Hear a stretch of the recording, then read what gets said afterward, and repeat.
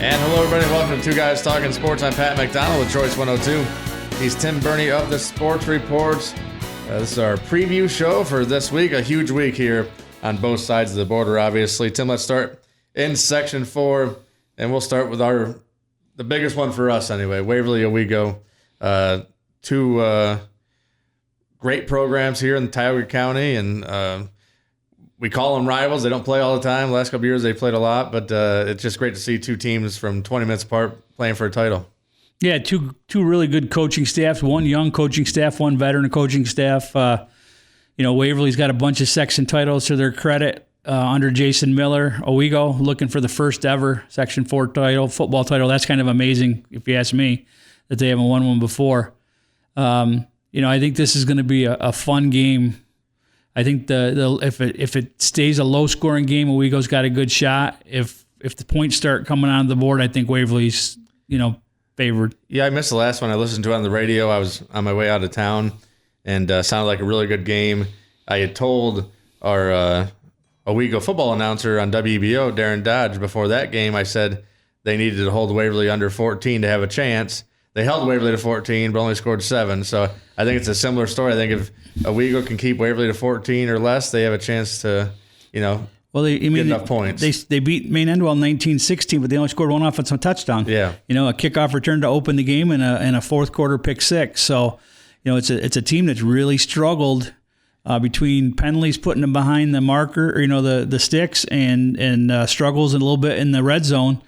It's really struggled to put points on the board. That's been the big thing. I was listening to that Owego ME game, and Adam Cole, who does the color commentary for WBO, said that was kind of encapsulated the whole season, where even in that game they would move the ball well, and all of a sudden one penalty or one negative play, and all of a sudden they're backed up and kind of in no man's land and not scoring. So yeah, there are a lot of a short passing game and a running attack, and when you do that, there's not a lot of room for error. Yeah, they got the talent. I mean, that's it's a little surprising they've struggled so much to score when you have, you talk about Dylan Brace, the Farrell kid, John right? John Farrell, yep. And so many others there. I mean, the Phelps has played well at quarterback, I think, for them as far as a new quarterback. And Shear's stepped in the last few weeks and done a nice job for him. Big play potential. So, but this is just fun. If you like old school, smash mouth up front football, these are two of the best teams as far as weight room. Obviously it helps when Pat and Taylor, the head coach, is also the strength guy for the whole school there at Owego, and Waverly does such a nice job. And that front seven matchup is going to be fun to watch. Yeah, definitely. And I think, one of the things Waverly does is they really get after quarterbacks when they throw.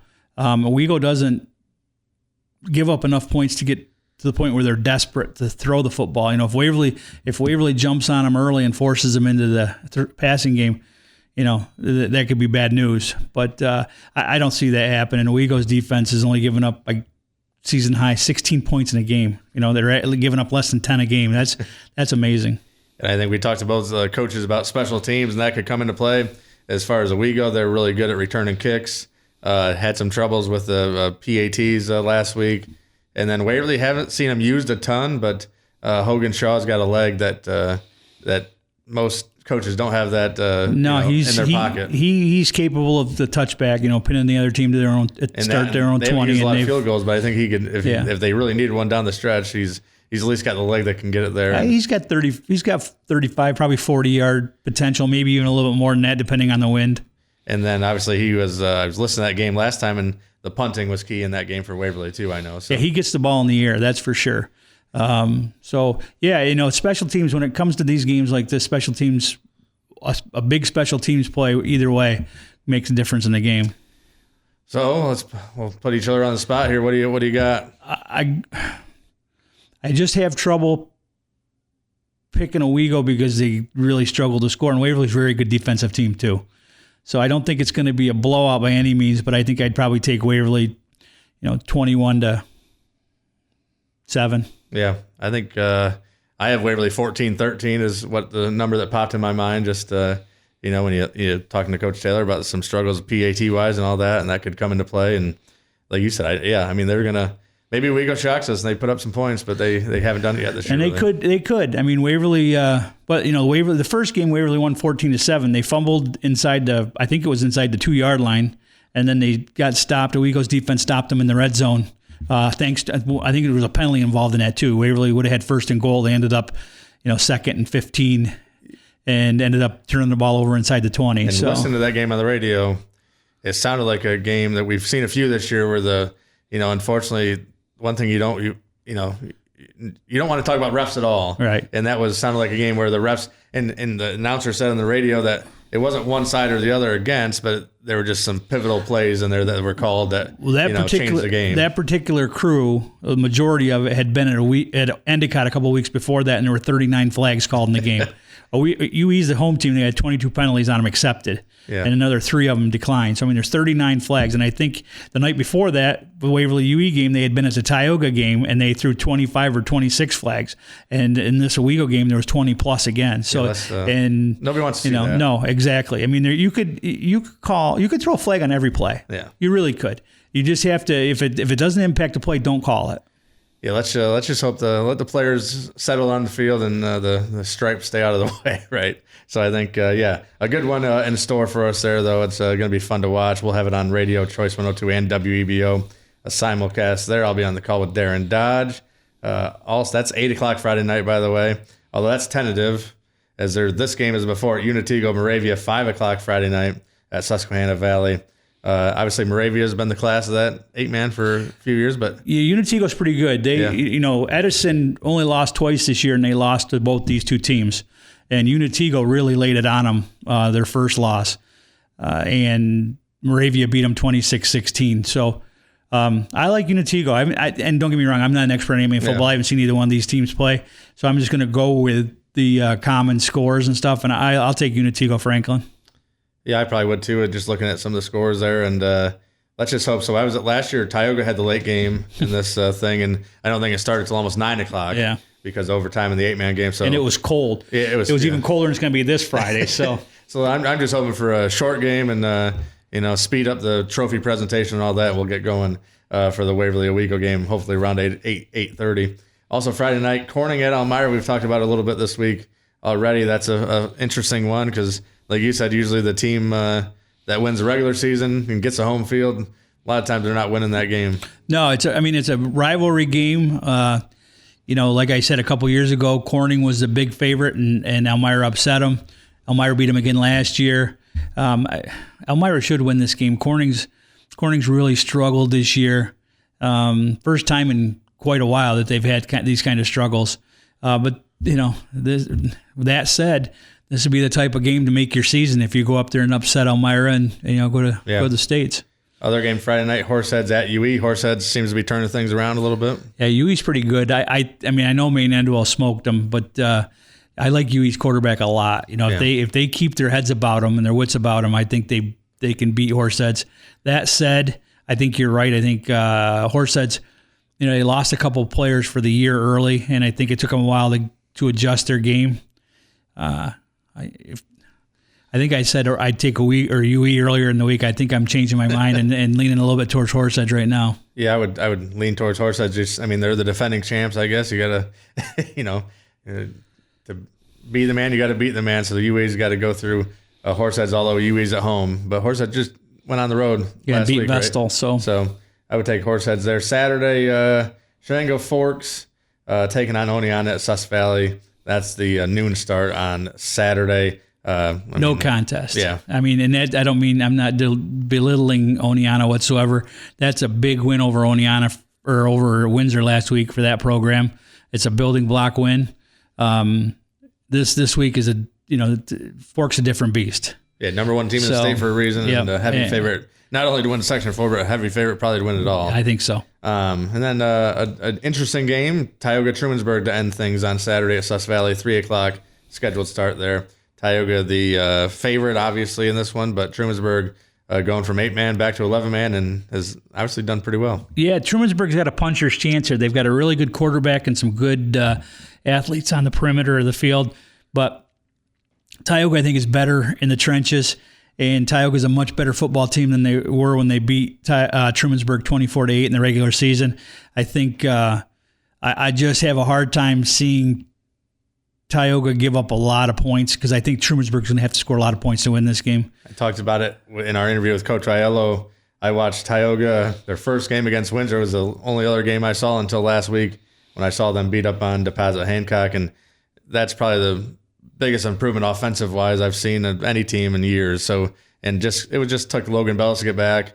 Bombard to get under his feet under him a little bit. And they lost Derek Mills in that week 0-0 game, so they had to totally revamp their entire offensive line. They moved their tight end to guard, and they moved their one of their slot receivers into tight end. And it took them, I think they started 2 weeks after they lost to Windsor, they beat Deposit Hancock 35-31. And that was, I don't think they've given up more than 20 points in a game since then.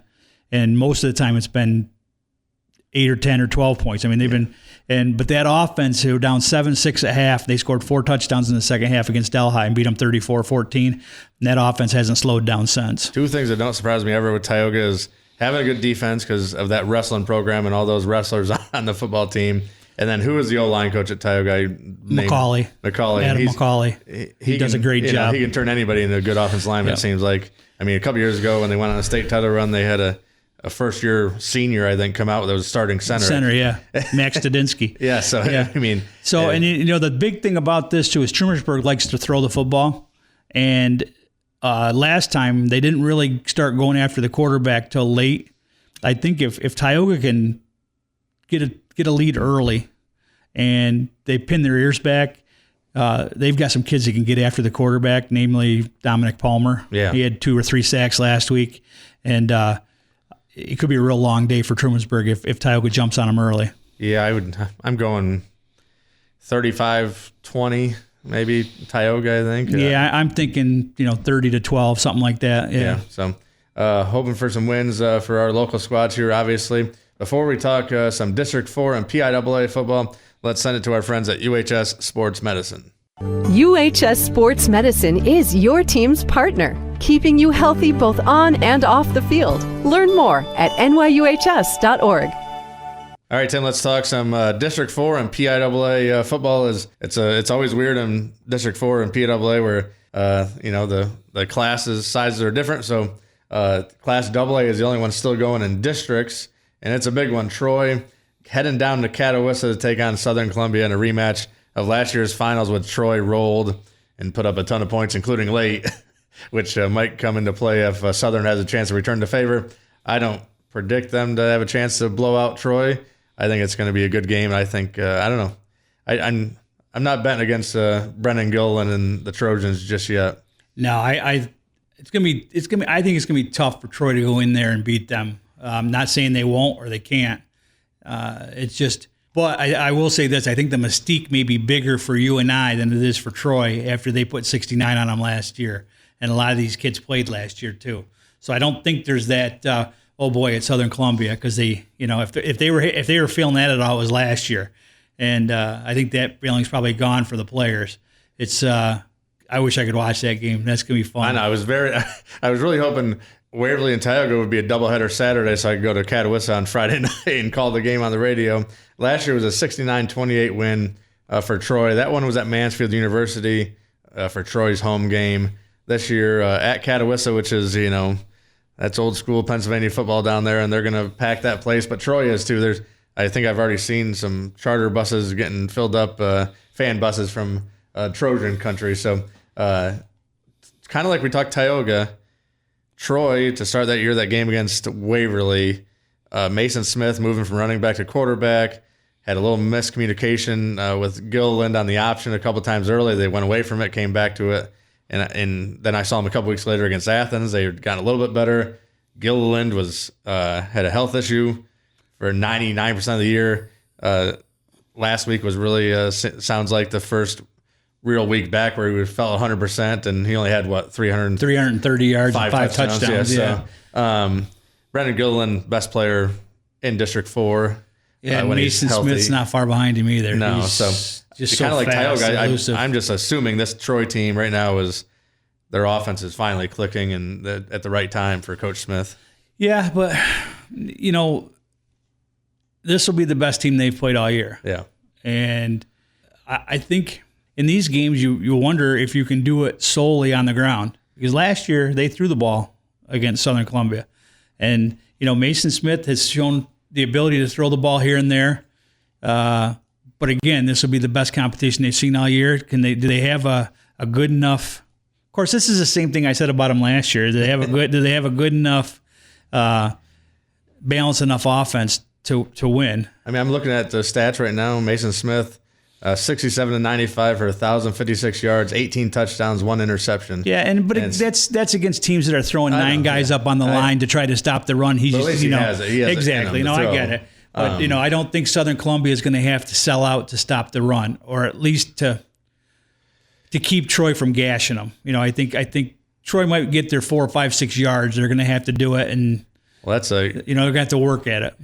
Yeah, Brendan Gilliland, the games I've seen him, I mean, 4, 5, 6 yards is his starting point. It seems like you got to keep him from going beyond that, obviously. Yeah. But yeah, I don't know. It's going to be Southern.